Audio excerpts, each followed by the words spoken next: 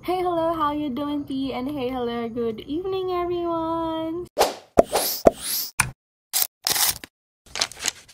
So, yun. Yeah, it's been a while since I last uploaded a video in my channel. And I don't know what came into me na gagawa ko ng video. Mag-film ako, mag-edit ako, at mag-upload ako after filming this. So, hindi ko alam ano yung pumasok sa isip ko, bakit gagawin ko to, pero ito na, ginagawa ko na siya. So, yeah. So, hindi naman recently lang to, parang a few months back, I uploaded on my TikTok account that I have a YouTube channel, and my family found that out. Syempre alam naman ng mommy and ng daddy ko, and even some of my cousins, pero hindi lahat alam yon. And yung mga hindi nakakaalam, nakita nila yung TikTok ko and they supported it, and I'm so happy. I feel so full. I'm so happy. And even my friends, I shared that news with my friends, and they were so supportive. They even subscribed to my channel, so I'm really happy and thankful to them. Pero that video was not about this. But maybe it's about also thanking those people who supported and who supports me to this journey of mine. But I would also like to take this opportunity, since my subscribers grew and I also have a TikTok account that I opened publicly. I want to take this opportunity para i-share ko ano yung advocacy ko. But first, I would like to share why I have an advocacy. Since I'm a first year college student, we have this subject called NSTP. Sorry if hindi ko na alam yung meaning niya. If hindi ko na alam kung ano yung meaning na NSTP. Pero sa NSTP na yun, we have two programs, and one of them is CWTS, which is the program that I chose, and the other one is ROTC.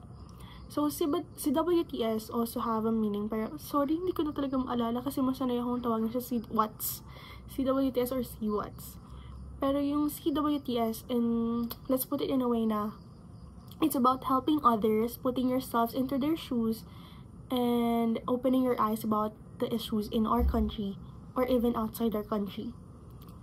And also living the core values of us Filipinos, which were yung maka-Diyos, makatao, makakalikasan, makabansa. Yun yung parang pinakamaidaling meaning niya for me, ha. Pero yun, since midterm na namin, yes, ngayon mismo midterm namin, we have an activity na we're going to create an advocacy. So, I'm creating this video because of my advocacy. But I'm not just doing this just to comply sa activity na yon, but also to share why I chose this advocacy, and I want you guys to open your eyes pagdating sa bagay na to, kasi sobrang parang kasi before sobrang kilos na kilos yung gobyerno natin, and even yung mga tao pagdating sa ganito. Pero after that, parang lang siyang naging hype actually. Yung bagay na to parang naging hype na hindi maganda. Kasi parang bigla lang siyang nag-arouse, na aware yung mga tao, and after that, nawala na naman. So parang siyang naging hype lang, naging trend na lang na parang, ano yun te? Ano lang, parang OOTD, pwede mawala, pwede bumalik? Hindi, kasi it's there. And it's actually alarming na imbes na nababawasan, nadadagdagan pa. Imbes na nawawala, lalo pang kumakalat, lalo pang dumadami. And this advocacy is about child labor, child exploitation, child abuse, or sexual abuse in children. So, yeah, talagang, diba, if you were going to think nung mga nakaraang mga taon, yes, na-aware yung mga tao, nabuksan yung mga mata nila pagdating sa mga ganitong bagay. Even na palabas din siya sa mga pelikula, sa mga teleserye. They even use this as part of their storyline, plotline, and all that. Tapos after that, wala na. Yes, may mga nahuhuli, pero hindi lahat nahuhuli. Yes, may mga napanagot, pero hindi lahat napapanagot. Dahil takot yung mga bata na magsumbong. Here's things about it.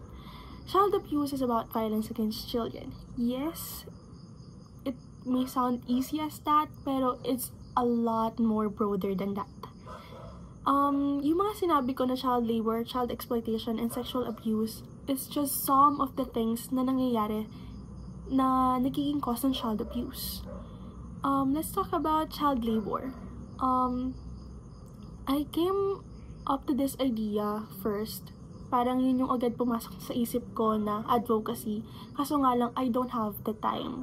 Sobrang hirap mag-isip agad-agad kasi parang 1 week na lang midterms na namin, and we have to do 5 activities na under ng advocacy na yun, and yun yung magiging midterm namin. And I don't think enough yung time, yung resources, yung pera na meron ako, so matik X siya sa akin, pero hindi ko mapakawalan yung idea na about sa children yung gusto ko maging advocacy kahit na mahirap. And child labor is parang yun yung pinaka for me, pinaka hindi ko gustong nangyayari sa mga bata. Siguro kasi ginagamit yung mga bata to have an income, pero hindi nila nagagamit yun. You know what I mean? Like, kasi may mga napapanood akong mga documentaries and even mga vloggers. Kasi nauso before yung mga vloggers na tumutulong sa mga tao, tumutulong sa mga nangangailangan. And most of them were family of a big family. Marami silang kapatid, marami silang anak. And then yung mga magulang nila were just simply staying at their home, living their lives while their children were working for them. Na hindi dapat. Kasi nag-anak sila, they supposed to give everything for their children, not children giving them that. Hindi dapat mababaligtad yun. Hindi nag-work yung vice versa doon. You know what I mean? That's why I wanted to have this advocacy kasi ayokong mamuhay ibang mga bata na parang yun na lang, parang pag tinanong mo sila kung anong pangarap nila, makatulong sa pamilya. Yes, oo, makatulong sa pamilya was a great dream. Pero yung bata ka pa lang, ginagawa mo na yung ganong pangarap. Actually, I've searched things about that. And may disclaimer doon na yung pagtulong sa bahay or yung paggawa ng house chores were not part of the child abuse or child labor or any kind of abuse against children. Yes, I get that. Na kasi syempre, as anak, you supposed to help your parents sa pagdating sa bahay. Pero pagdating sa pagtatrabaho, siguro if you have time, pwede kang tumulong. Pero yung ikaw na mismo yung gagawa nun, ikaw na mismo yung magkikita para sa pamilya mo, like, hindi ko talaga siya gusto. Like, nagkagalit ko kung nakikita ko ngayon. Pero, you know what I mean? Parang talagang nakakagalit siya. Nagagamitin mo yung anak mo para kumita, tapos ikaw, hay buhay ka lang. Yes. Oo, talaga. Pero yun. And let's go with, siguro, tanggalin natin yung, pero let's go with child exploitation naman. Pero yun yung point ng child labor, ha? Yun yung point ko sa child labor, na parang,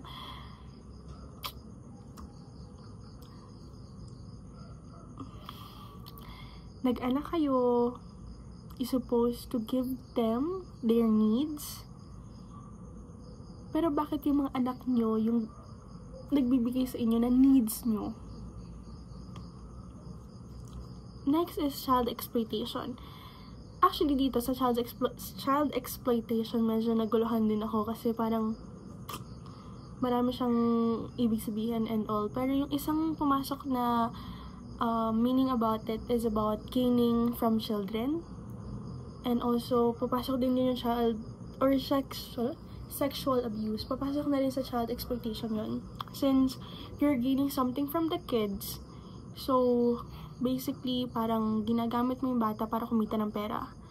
And one of which na may isip kong idea was yung may mga kinikidnap ng mga bata, and then yung mga batang yun ginagawa nilang palaboy para manlimos, and then yung mapapanimusan ng mga bata is magiging kita ng mga nag-kidnap sa kanila. And another example was yung ginagamit yung mga pictures ng mga bata to, you know, feed pedophiles, you know what I mean? And then yung mga ibabayad ng mga pedos na yun mapupunta sa kanila. You know, like, how can you have that ugali? Like, wala kayong puso. You know, I'm voicing this out. I'm sharing this to aware everyone na hindi natatapos dito yun. Maraming mga batang natatakot dahil natatakot silang hindi sila paniwalaan. Kasi even may mga napapanood ako na sinabi na ng anak nila sa mga magulang nila tapos hindi na paniniwalaan. Because what's worse, kamag-anak nila yung gumagawa nun sa kanila. Like, please be open about this. Na, oo, bata sila. And actually, we have this kasabihan nga na, diba, na yung bata hindi nagsisinungaling. Please, be open about this. Learn na, yes, pwedeng maguluhan yung mga bata. But, at least, make them know na kinikare mo sila. Kinikare nyo sila, may care kayo sa kanila, and willing kayong tulungan sila. Please do that. Because, today, sobrang dami nabibiktima. Sobrang daming mga bata yung nag-live out of fear na hindi maganda para sa age nila. Actually, marami ding mga bata na nagmamature agad-agad na actually hindi dapat. Though hindi ko naman sinasabi na mali ang mag-mature agad, pero for their age, they supposed to play. They were supposed playing or studying. Pero actually, hindi nila nagagawa yun kasi they were full of fears.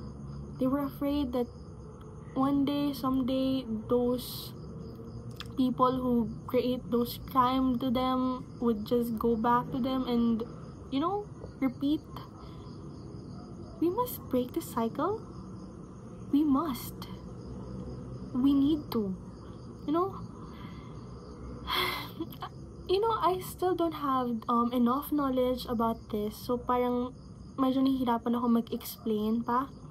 I'm just sharing what I feel and what I watched, what I know, mga nabasa ko, napanood ko since I read some stories and watched some documentaries and even news about it. It's not that I just watch and read it recently lang. Pero, mas nagkaroon ako ng urge to have my comments pagdating sa mga ganitong bagay. Kasi nga, nagkaroon na rin ako ng ganitong activity. And recently, I posted something online on my Facebook account about child abuse. Most likely sexual abuse in children, and about their rights. Kasi talagang natatapakan yung rights ng mga bata kasi yung mga matatanda hindi sila pininiwalaan. Masyadong mababaw yung tingin niyo sa mga bata. Though mas in-depth pa nga, mas malalim yung pwede nilang maramdaman kasi pwedeng magmarka yun sa kanila. Like their whole life they would live out of it, and you know, maraming pwedeng sabihin na they were just getting used to it. Pero masamang maging get used to it na lang sila. You know, they're supposed to live freely, free from fear, be happy. You know, I'm saying this siguro kasi I have a good childhood. Sorry if you're going to criticize me when it comes to this, pero siguro kasi I experienced childhood in a great way. That's why I want also children to experience it that way. Na they supposed to have a great childhood kasi bata sila. And having a great childhood would make a great foundation for them in the future. If they have a healthy environment, they're supposed to have a healthy environment. But having this country, having this whole thing within them, it will mark them so hard, and it will not be good for them.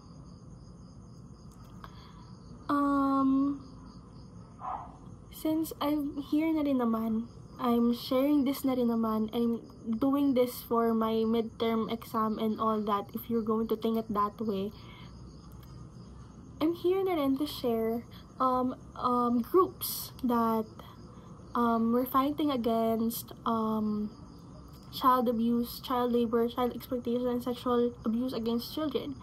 Let's start with UNICEF. They have this Generation Drive, which is I Am for Every Child, or I Am. It is a simply donating for children or for those wait lang. Mas maganda kung manggagaling na rin dito para hindi tayo wait lang, sorry. We have this I Am for Every Child, donate UNICEF Philippines. It is I choose to make difference by supporting I Am for Every Child because all children deserves protection, which is what I want people to know, na children deserves protection since nagsisimula pa lang sila dito sa mundo, and care and the chance to survive and thrive. Are you going to join us? Please join us. Every child matters, every action makes difference, and donate now. I'm going to put the link down below for those who's willing to help this donation drive. Anyone can donate anytime. Yes, and that. Next is we have also from ECPAT International. Para na rin aware kayo. Meron silang tinatawag na timeless justice. I actually signed the petition already. So, yeah. Yan.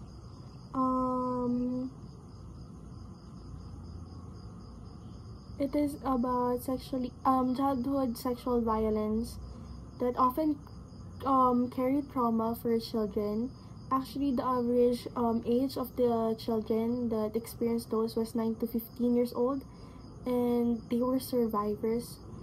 Globally, up to 1 in 5 girls and 1 in 13 boys experience child abuse in childhood. So, justice for sexual violence against children should have no expiration date. So, kasi may mga dumadating din sa punto na kapag off age na yung bata, like tumanda na sila or sobrang tagal na nung nangyari sa kanila, hindi na ina-accept sa court yung kaso nila, and having a timeless justice and creating signing to this petition was a great thing. I'm going to put the link also down below for those who want to sign the petition. And may donating was also what you can do. Simply, if you have money or extra, yun, mas maganda kung extra money siya kasi they accept donation more of voluntary, so they don't want to push you guys to donate. And may mga ano kasi dun is if you want to donate monthly or one time lang.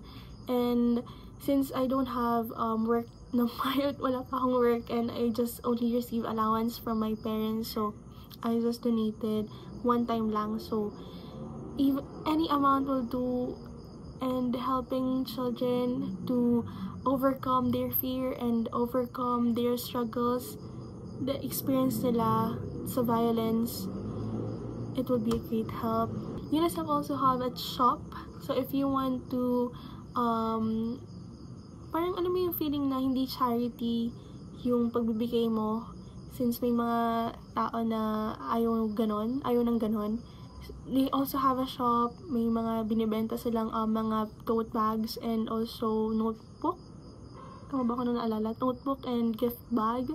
And even in cards, seasonal cards and all. You could buy those and mapupunta pa rin naman yan sa mga programs na ginagawa ng UNICEF. And I think that's everything that I wanted to say to this video. And please take this seriously. Kahit naman ako hindi seryoso, I'm really serious, and I'm really wanted to help so bad, pero hindi ganon kalaki yung kaya kong, hindi ganon ka grabe yung kaya ko pang gawin as of now. Let's be united and help children who experience violence be out of fear and have, you know, yung basta ma-experience nila yung rights para sa kanila, and yung they must experience childhood, and that's the thing that I wanted to claim. And I think that's all that I'm going to share nga. And yeah, I'll see you guys all next time, and please do